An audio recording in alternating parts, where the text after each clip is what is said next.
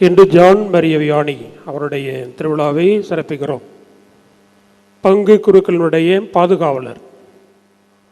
அவருடைய வாழ்வு எப்படிப்பட்ட ஒரு வாழ்வாக இருந்தது என்பதை ஒரு சிறிய நிகழ்வு, அதாவது அடையாளம் மூலமாக விளக்குகிறேன். இது வந்து எல்லாருக்கும் தெரியுது என்ன அப்படின்னு. இது என்ன? அது மெழுகுதிரி. இப்போ இதை ஊதிட்டா அணைஞ்சு போகுது. இப்போ அதே மெழுகுதிரியை எவ்வளவு புயல் வந்தாலும் எவ்வளவு ஊதினாலும் அணையாமல் இருக்கிறது. என்ன அடையாளம் என்றால், நாம் தனியாக இருக்கின்ற பொழுது புயல் வந்தால் நம்மை அணைத்துவிடும்.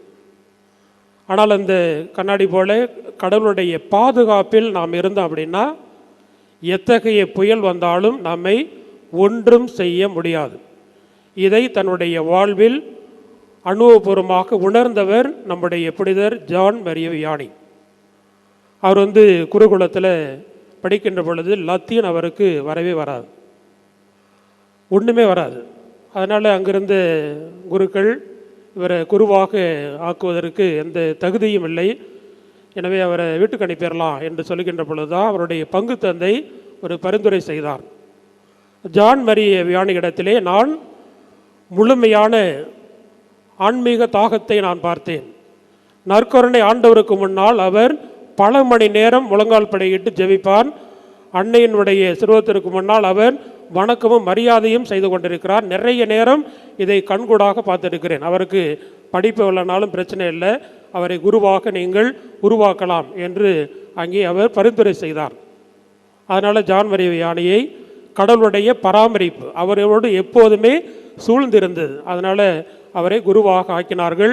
1818ஆம் ஆண்டு ஆர்ஸ் என்ற ஒரு சிறிய கிராமம், உலக வரைபட மேப்பில் வந்து பார்த்தோம் அப்படின்னா ஒரு சிறிய ஒரு கிராமமாக இருந்தது. 1818ஆம் ஆண்டு அந்த பங்கிற்கு அவரை திருநிலைப்படுத்தி அந்த பங்கிற்கு அவர்கள் அனுப்பி வைக்கிறார்கள். ஒரு பெட்டியோடு அந்த இடத்திற்கு அங்கே செல்கிறார். அங்கே சென்று 230 மக்கள் மட்டும் அந்த பங்கில் இருக்கிறார்கள். அவர் அங்கே போய் அந்த அவரோட ஒதுக்கப்பட்ட அறையிலே பெட்டி வைத்துவிட்டு ஆலயத்திற்கு வருகிறார். ஒரு வயதான ஒரு பெண்மணி வந்து, சாமி நீங்கள் ஏன் இந்த ஊருக்கு வந்தீங்க? இந்த ஊரில் இருக்கிற எல்லா மக்களும் கோயிலுக்கே வரமாட்டாங்க. அவங்க வந்து அது குடிவெறி, களியாட்டம், இந்த ஒரு நிகழ்வுகளில் தான் அவர்கள் எப்போதுமே தங்களுடைய மனதையும் எல்லாவற்றையும் செலுத்தி கொண்டு இருக்கிறார்கள். ஆகவே அவர்கள் கோயிலுக்கே வரமாட்டாங்க. வேறு எங்கேயாவது ஊருக்கு நீங்கள் போயிருக்கலாமே, இங்கே யாருமே இந்த ஊரை விரும்புவதில்லை, ஆர்ஸ் என்ற ஊரை விரும்புவதில்லை என்று சொன்னவுடன் அங்கே ஜான் மரிய வியானி சொன்ன வார்த்தைகள் என்ன என்றால், நாம் ஜெபம் செய்வோம். அவருடைய வாழ்க்கையில் 3 நிலைகளை அவர் வைத்திருந்தார். ஜெபம் செய்வது, திருப்பலி நிறைவேற்றுவது, பாவ சங்கீர்த்தனம் கேட்பது.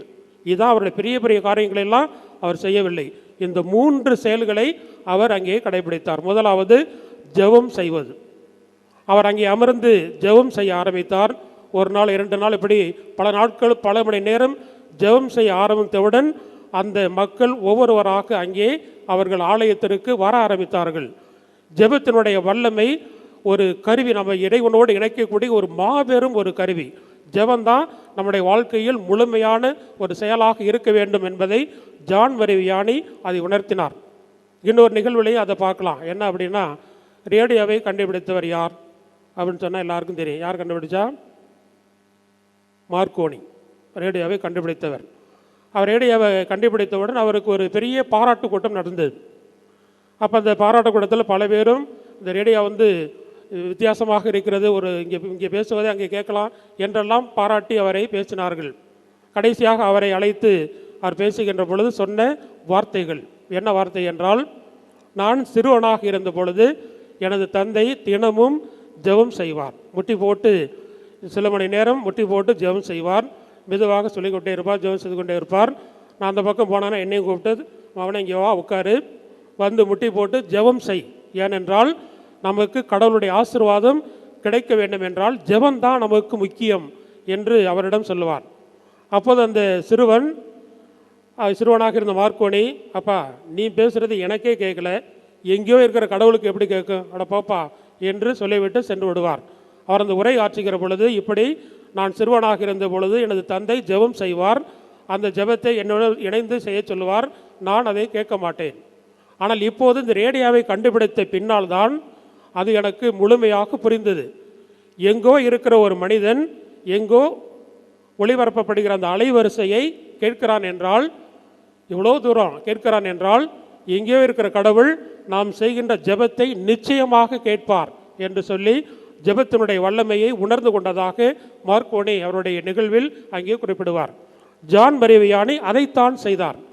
ஜெபம்தான் முழுமையாக மனிதர்களை ஒவ்வொருவராக மனம் திரும்பி வரவழைத்தது. ஜெபம் கடவுளோடு அவர் இணைத்தது. எப்படி இந்த மெழுகுதிரியானது அதை சுற்றி அந்த கண்ணாடி இருக்கின்றது போல கடவுள் நம்மை முழு பாதுகாப்போடு இணைக்கின்ற பொழுது எத்தகைய புயல் வந்தாலும் ஒன்றுமே செய்ய முடியாது. அதை ஜான் மரிய வியானி உணர்ந்து அதை ஜெபத்தின் மூலமாக மக்களை அங்கே மனம் திருப்பினார், திருப்பலி நிறைவேற்றுவார்.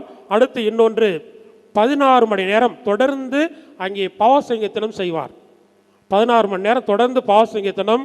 எனவே அந்த ரயில் நிலையத்தில் கூட எழுதி வைத்ததாக வரலாறு சொல்லுகிறது. கடவுளை பார்க்க வேண்டும் என்றால் ஆர்ஸுக்கு வாருங்கள், ஆர்ஸுக்கு வந்தால் கடவுளை பார்க்கலாம். ஏனென்றால் பாவசங்கீர்த்தன தொட்டியில் அவர் அமர்ந்து விட்டார் என்றால் மக்களுடைய இதயங்களை முழுமையாக அவர் அறிந்து கொள்வார். ஒரு பெரிய பணக்காரர் அவரை சோதிக்க வேண்டும் என்ற எண்ணத்தோடு அங்கே வருகிறார். அங்கே ஜான் மரிய வியானி ஒரு பாவசங்கீர்த்தன தொட்டியில் அமர்ந்திருக்கிறார். அது முட்டி போட்டு இவர் எது பேச வர்றதுக்கு முன்னாடி அந்த மனிதரை பார்த்து ஜான் மரிய வியானி சொல்லுகிறார், பல ஆண்டுகளாக ஒரு பெரிய பாவத்தை நீ மறைத்து வைத்திருக்கிறாய். அது அந்த பாவத்தை கடவுளுக்கு முன்னால் ஒருபோதும் மறைக்க முடியாது. அதை நீ அறிக்கையிட்டு ஜெபிக்க வேண்டும், அதற்காக மன்னிப்பு கேட்க வேண்டும். அந்த என்ன பாவம், அது எப்போது செய்தாய் என்பதை அங்கே அவர் சொன்னவுடன் கண்ணீர் விட்டு அழுதார். ஏனென்றால் அந்த அவர் செய்த பாவத்தை யாருக்குமே தெரியாது. அங்கே ஜான் மரிய வியானி இதை சொன்னவுடன் கண்ணீர் விட்டு அழுது அங்கே மன்னிப்பு கேட்டுவிட்டு அங்கே செல்கின்ற பொழுது ஒரு கடவுளை பார்த்த ஒரு எண்ணத்தோடு அது ஒரு மன நிறைவோடு அங்கே சென்றதாக வரலாற்று குறிப்பில் இருக்கிறது. அப்போ அவரை தேடி பல மக்கள், பல ஊர்களிலிருந்து ஆயிரக்கணக்கான மக்கள் வந்து கொண்டே இருந்தார்கள். ஆயர்களும் அங்கே வந்து அவரிடம் அங்கே பாவ மன்னிப்பு பெற்றார்கள். பாவ மன்னிப்பு பெறுகின்ற பொழுது கடவுளை பார்த்த உணர்வோடு அவர்கள் திரும்பி சென்றார்கள். ஏனென்றால் கடவுள் அவரோடு இருந்து அவர் கொடுத்த மிகப்பெரிய வரப்பிரசாதம் என்ன என்றால் அங்கே மனிதர்களுடைய இதயங்களை அறிந்து கொள்வது.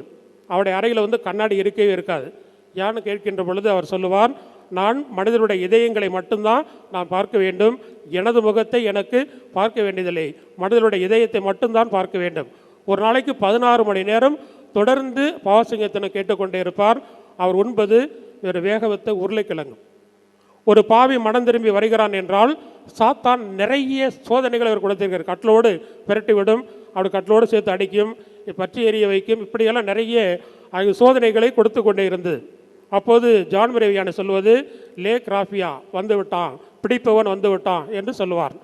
அப்போ எதற்கும் அஞ்சாமல் அங்கே கடவுள் மட்டும்தான், ஆன்மாக்களை மீட்பது தான் நமது வேலை என்பதை தெளிவாக அங்கே அவர் செய்தார்.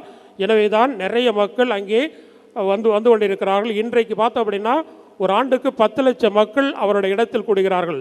ஒரு காலத்திலே வரைபடத்திலே ஒரு சின்ன புள்ளியாக இருந்த ஆர்சி என்ற ஊர் இன்று அநேக மக்கள் அதை பார்ப்பதற்காக வரக்கூடிய பெரிய ஒரு தலமாக அங்கே கடவுள் மாற்றியிருக்கிறார் என்றால் அந்த ஜெபத்தின் வல்லமையை அங்கே அவர் உணர்ந்தார். கடவுளை முழுமையாக பற்றி கொண்டு அவர் வாழ்ந்தார். கடவுள் தான் அவருக்கு எல்லாம். இன்னைக்கு நற்செய்தியில் பார்த்தோம் அப்படின்னா ராயப்பர் பேதுரு என்ன செய்கிறார், கலிலேய கடல் அவருக்கு பழக்கப்பட்ட கடல். ஏனென்றால் அவர் மீனவர். அப்போ ஒரு புயல், நானும் நடந்து வருகிறேன் என்று சொல்லும் பொழுது நடந்து வா என்று சொல்லுகிறார். அவர் நடக்கிறார். அப்போது தடுமாறி கீழே விழுகிறார். தண்ணிக்குள்ளே மூழ்கின்ற பொழுது ஆண்டவரினை காப்பாற்று. ஏனென்றால் இவருக்கு நன்றாக நீச்சல் தெரியும். பிறவிலேயே, அதாவது பிறந்ததிலிருந்து அவர் மீனவனாக இருக்கிற ஒரு மீனவருக்கு நீச்சல் கண்டிப்பாக தெரிந்திருக்கும். ஆனால் இவர் என்ன செய்கிறார், கடவுளை நோக்கி ஆண்டவரினை காப்பாற்று, கடவுளுடைய கரங்களில் அவரை ஒப்படைக்கிறார். ஆனால் நிறைய மக்கள் ஆண்டவருடைய ஆலயத்தை தேடி வந்திருக்கிறீர்கள். நீங்கள் கடவுளுடைய கரங்களில் முழுமையாக ஜெபத்தின் மூலமாக நீங்கள் இணைந்திருந்தால் கடவுள் உங்களுக்கு வேண்டிய ஆசீர்வாதத்தை நிறைய கொடுப்பார். ஆண்டவருடைய ஆலயத்தை நோக்கி நீங்கள் வந்திருக்கின்ற பொழுது, ஆண்டவருடைய ஆலயத்தை நோக்கி நீங்கள் வந்து விட்டீர்கள். விவிலியத்தில் பார்க்கிறோம், அன்னை மரியாள் கானாவூர் திருமணத்திற்கு போகிறார். அங்கு போய் என்ன தேவை என்பதை அவர் யாரும் சொல்லவில்லை. ஆனால் அன்னை மரியாள் அங்கே தெரிந்து கொண்டு அந்த தேவையை ஆண்டவர் மூலமாக செயல்படுத்துகிறார். அவர் உங்களை சொல்வதெல்லாம் செய்யுங்கள். அதுபோல அன்னையுடைய ஆலயத்தை நோக்கி நீங்கள் வந்திருக்கிற உங்கள் ஒவ்வொருடைய குறைகள் குற்றங்கள் எல்லாவற்றையும் என்ன தேவை இருக்கிறதோ அனைத்து தேவைகளையும் அன்னை மரியாள் அறிந்திருப்பார். நீங்கள் இறைவனோடு ஜெபத்தின் மூலமாக நீங்கள் இணைந்திருக்கின்ற பொழுது எல்லாம் அவருக்கு தெளிவாக தெரியும். பல்வேறு நோய்களோடும் பிணிகளோடும் ஏக்கத்தோடும் கவலையோடும் வந்திருக்கிற உங்கள் அனைவரையும் அன்னை மரியாள் அரவணைத்து ஆண்டவரிடம் நீங்கள் இணைந்திருங்கள். எதில் இணைந்திருக்க வேண்டும்? ஜான் மரிய வியானி எப்படி கடவுளோடு அவர் இணைந்திருந்தாரோ, ஜெபத்தின் மூலமாக இணைந்திருந்தாரோ, அதுபோல ஜெபத்தின் மூலமாக நீங்கள் இணைந்திருந்தால் உங்களுக்கு வேண்டிய எல்லா ஆசீர்வாதங்களையும் கடவுள் கொடுத்து கொண்டே இருப்பார்.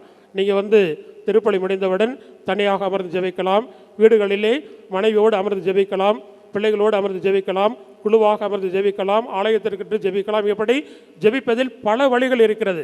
இதை ஒவ்வொன்றாக நாம் கடைபிடித்து குடும்ப ஜெபத்தை வீட்டிலே நாம் சொல்லுகின்ற பொழுது, ஆலயத்திற்கு சென்று குடும்பத்தோடு நாம் ஜெபிக்கின்ற பொழுது கடவுள் நம்மை முழு மனதோடு பாதுகாப்பார். தனியாக இருந்தோம் என்றால் புயல் வந்தால் அணைந்து விடுவோம். ஆனால் ஆண்டவருடைய கரம் நம்மோடு இருந்தால் எத்தகைய புயல் வந்தாலும் சோதனைகள் வந்தாலும் எதுவும் நம்மை அசைக்க முடியாது. ஏனென்றால் அறிவில்லாத ஒரு குருவாக உருவாக்க வேண்டும் என்ற ஜான் மரிய வியானி ஒரு படிப்பு இல்லை, அவரை அனுப்பிவிடலாம் நினைக்கின்ற பொழுது கடவுளுடைய அருள்கரம் அவரோடு இருந்தது.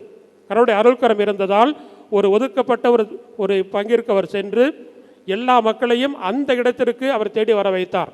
41 ஆண்டுகள் அவர் இறக்கின்ற வரை, அவர் இறந்த நாள் இன்று, அவர் இறக்கின்ற வரை அதே பங்கிலே இருந்து எந்த இடங்களுக்கும் செல்லாமல் உருளைக்கிழங்கை மட்டும் அவர் அங்கே உணவாக அதிகமாக சாப்பிட்டு இறை மக்களுடைய அந்த இதயத்தை அறிந்து அவர்களுக்கு பாவ மன்னிப்பு கொடுத்து கடவுளுடைய ஆசீர்வாதத்தை கொடுத்து கொண்டே இருந்தார். இன்றும் அவர் கொடுத்து கொண்டே இருக்கிறார். அதனால் நம்முடைய வாழ்க்கையிலும் ஜெபம் நம்முடைய வாழ்க்கையில் முக்கியமாக இருக்க வேண்டும். திருப்பலியில் பங்கெடுக்க வேண்டும், பாவசங்கீர்த்தனம் செய்ய வேண்டும். இதை அங்கே ஜான் மரிய வியானி செய்தார். நாமும் செய்தால் கடவுள் நம்மோடு இருப்பார். நமக்கு வேண்டிய ஆசீர்வாதத்தை நிறைய கொடுத்து நம்ம இன்னும் ஆசீர்வாதத்தோடு வழிநடத்தி செல்வார்.